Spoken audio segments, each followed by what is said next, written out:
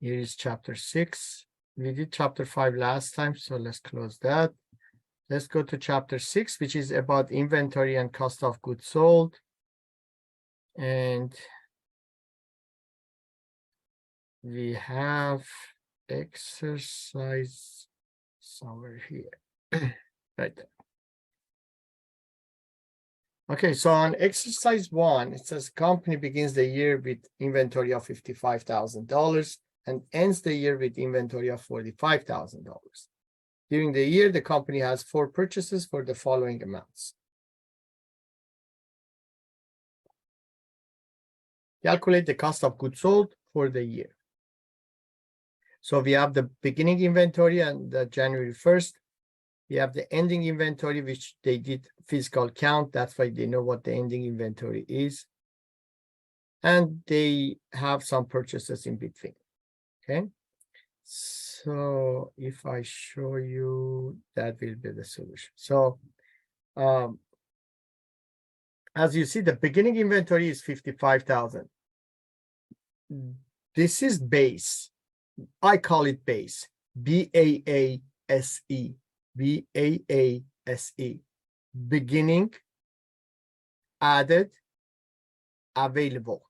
B-A-A. S is subtracted. E is ending inventory. B-A-A-S-E. Base. Beginning is 55. Added is 910,000 total purchases, or so-called net purchase. And when we say net purchase, that means purchase minus purchase returns and then allowances minus purchase discount.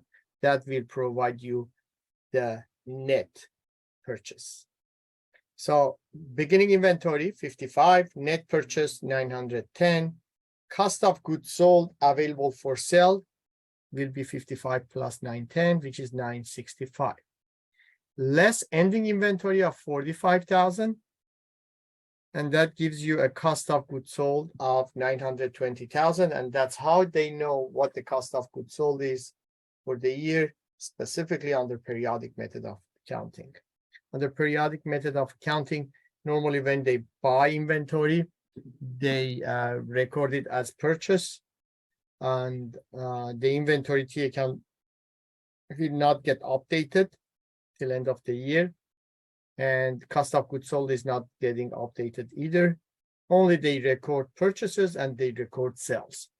What the cost of goods sold is, that remains to be calculated at the end of the year, just like this. What is the end inventory balance? Correct end inventory balance.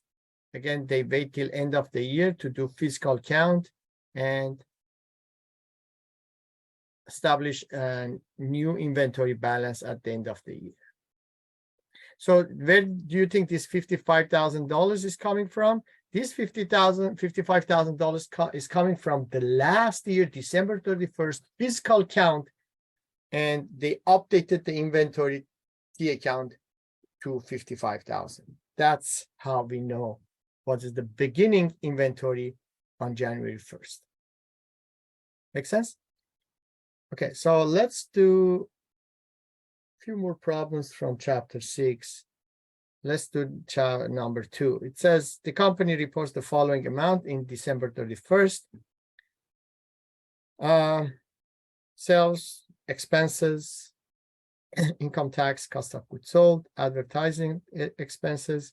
Prepare multiple step income statement. Multiple step income statement is much more informative compared to a simple step income statement that you learned in chapter 1, 2, and 3.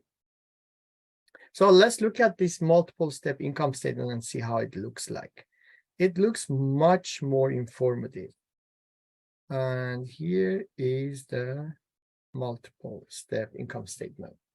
So in a multiple step income statement, you will have just like a regular income statement, simple income statement, company name at the top, but here says income statement or multiple income statement, and then proper date. Let's say for the period, in this case year, for the year ended December 31st, 2021, and then starts with the sales $390,000.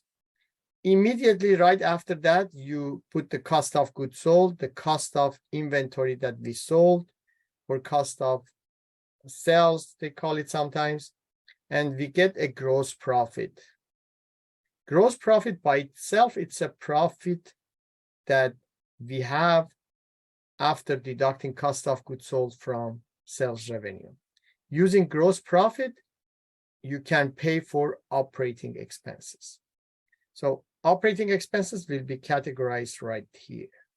How many type of operating expenses we have? Two types: selling expenses and general administrative expenses. Selling expenses are like advertising expense, commission expense. Those are selling expenses. General administrative expense is like office salary expense, office utility expense, office equipment depreciation. Those are general administrative expense. Here is not showing that like in two categories. It's kind of put it much easier for you to, for now, to get used to it. But I'm just saying that operating expenses are in two categories of selling expenses and general administrative expenses. So total operating expenses ends up to be 120 minus the gross profit gives us operating income. Operating income, that means the income that the company is capable to generate from its own daily business transactions. Below operating income, we have, not in this scenario, but in general, we have two things to add or deduct: other revenues or gains, other expenses or losses. Like, for example, interest income, it's other income. Interest expense, it's other expense. Loss on sale of equipment, gain on sale of equipment. So those are things that normally might happen, but they don't have a specific straight line relation to operating income. So that's why we put them below operating income, and we call them other revenues and expenses. Then we have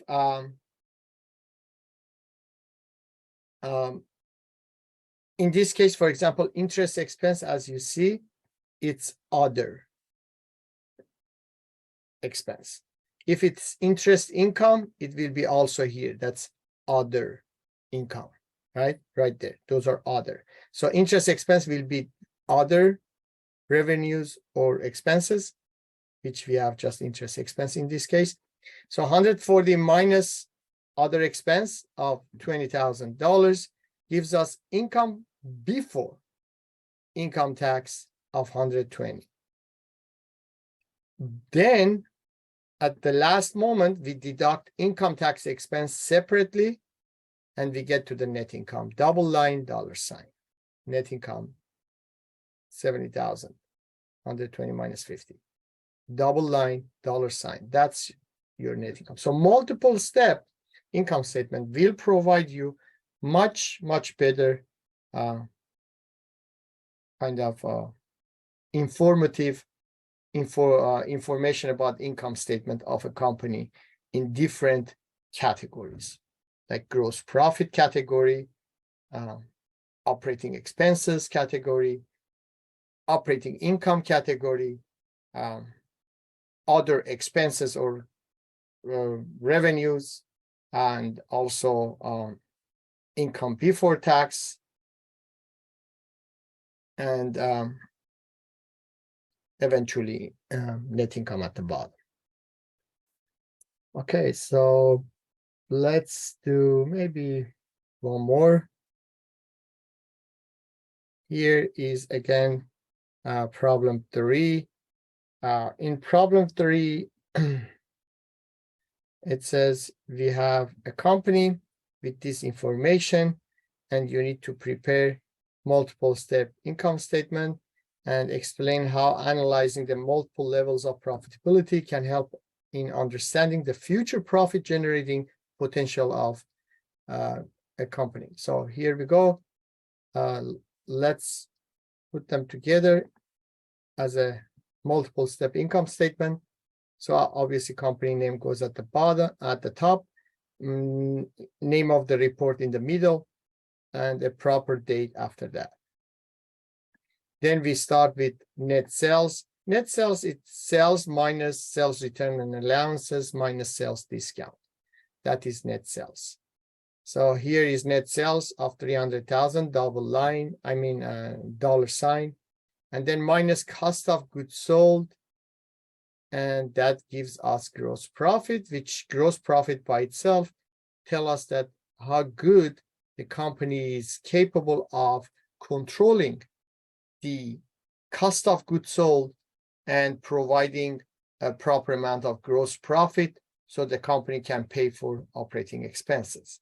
So control of cost of goods sold and management of cost of goods sold by itself is a very important subject. And then we know, as I said, operating expenses are in two categories, like category one, selling expense, like advertisement, commission, showroom rent, and general administrative expense, like office rent, office utility expense, office equipment depreciation, office salary expense. So category number one, selling expense. Category number two, general expense, and then administrative expense. General and administrative expense are technically categorized in one piece if you want to. So total operating expenses will give us an idea how much operating expense we have to run this business. And then operating income will give us an idea that the business is capable of providing or generating income from operation or not. Non-operating gains or losses, revenues, and expenses like other, like interest expense, interest income, gain on sale of equipment, loss on sale of equipment, those type of things here will show up 110. So this 110 is just telling you, hey, this is 110 is good, but just so you know, this is just one-time thing, most probably. It's not going to happen again. This is not part of operation. So don't think, oh, because my income before tax is $70,000, then I'm in a good situation. Most probably not, because from operation, you have loss. But one thing happens, non-operating revenue, God knows from where, that's just one-time thing, right? So it's not going to happen again. So do you think this is a good company? I say no, right? So income right now before tax is 70, but tax will be deducted, and it gives you a net income of $40,000.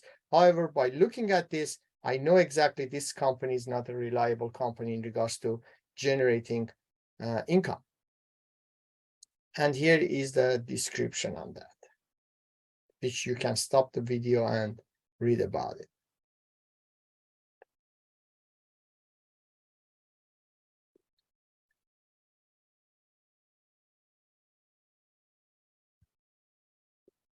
Okay, very good.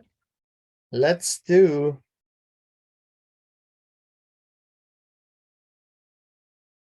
one more. So here is problem exercise 4, okay?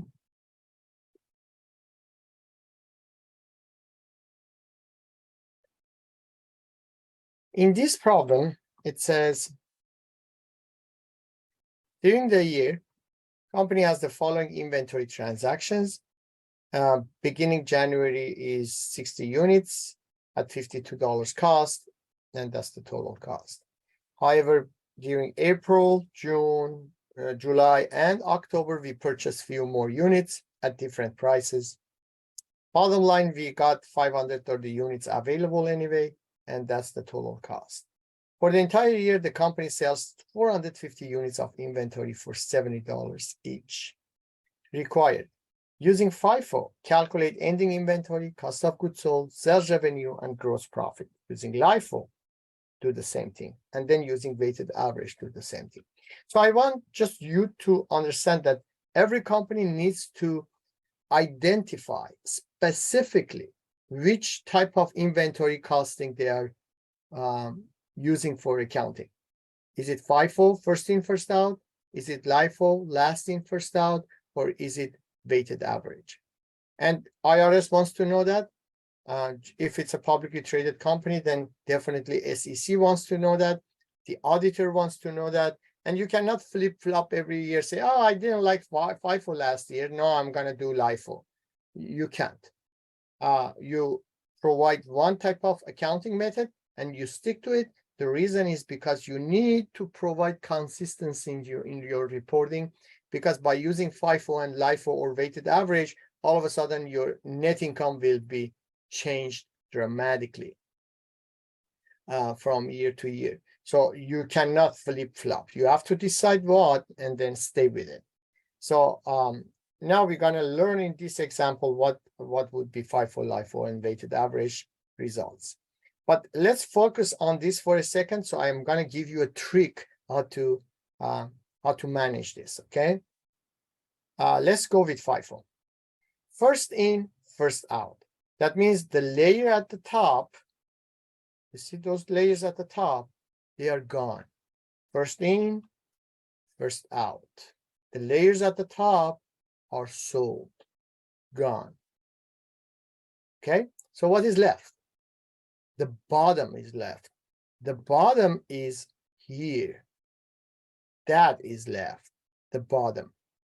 Okay, the bottom layer is left. The top layers are gone in the FIFO, always. And so it sold 450 units.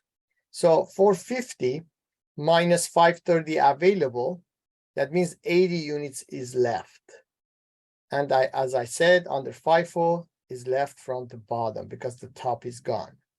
So you go to the bottom, you take 80 units.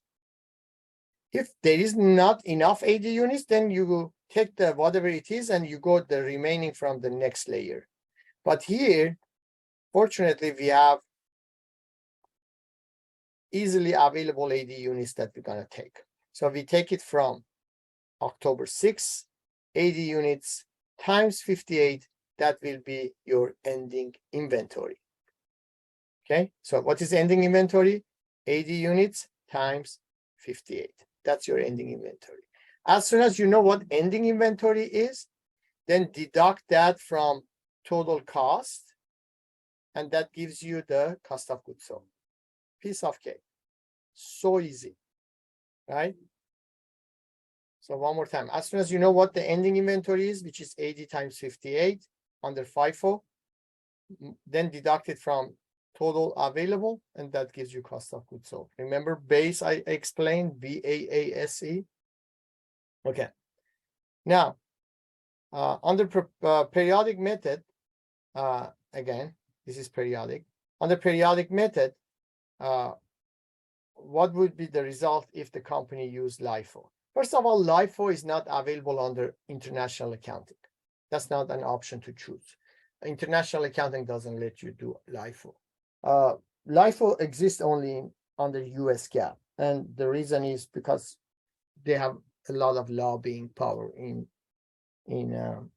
government to keep LIFO available for US companies. So those oil gas companies, they love LIFO. Why do they love LIFO? It's very easy. Because the last in, first out. That means when the gas prices are so high and they are showing that they are selling the gas with such a high cost, therefore they have low income and they pay less income tax, at least momentarily. Make sense? So that's why they like it. Look at this example. Imagine this is, for example, gas prices. So the gas price was cheap in the last year, but then it got expensive and then more expensive and then more expensive. So in an economy that prices are normally rising, some companies, they love LIFO because they showed that on the LIFO, the last in, like that line, the last in, first out. So those expensive are sold. If expensive units are sold, that means cost of goods sold is high. That means profit is low, and therefore they pay less income tax, or at least momentarily they do that, right? So they like it. The oil gas company, they love LIFO. And same LIFO is not available in international accounting. So if you are comparing, let's say, Chevron with Shell, Chevron is an American company using LIFO. Shell is in Europe. LIFO is not permitted. So they are using, let's say, average or FIFO.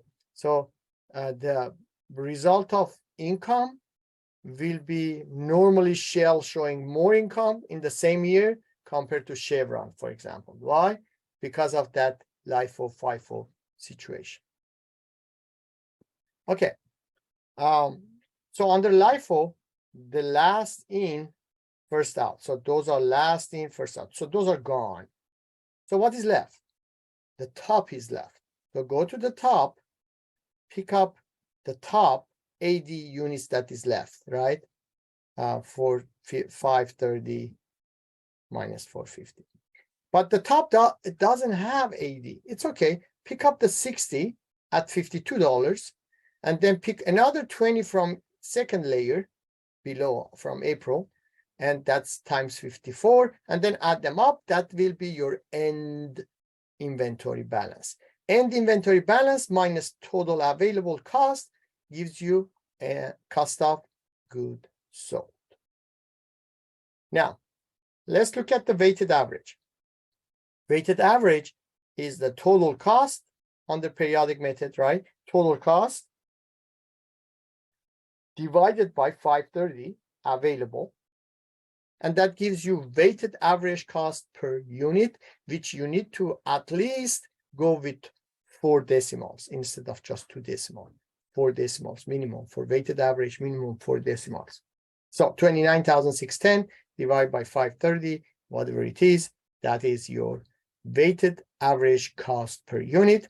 And then 80 units is left. So 80 times weighted average cost,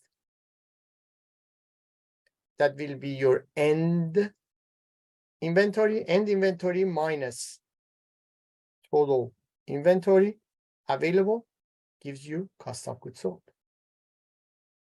Cool. So now let's look at the solution. But I gave you the trick how to find that, right? So you go in under FIFO, you go to the last layer and you pick up 80 units and at 58. 80 units at 58. Here, 80 units at 58 under FIFO. Because first in, first out, the top sections are gone. You go from the bottom, you pick up at 58. That means 4,640 minus 4,640 minus, you don't need to do these technically, because in order to know what the cost of goods sold is, this is too much work to do, right? This section B is way too much work to do. So all you need to do is technically section A, and then 4,640 minus available 29,610. That gives you cost of goods sold right away. Easy. So this section B, it's technically waste of time. You never want to do that. There's an easy way to do it. Yes, in here is asking you to do it. It's good to do it so you learn, but in real life, you don't do that.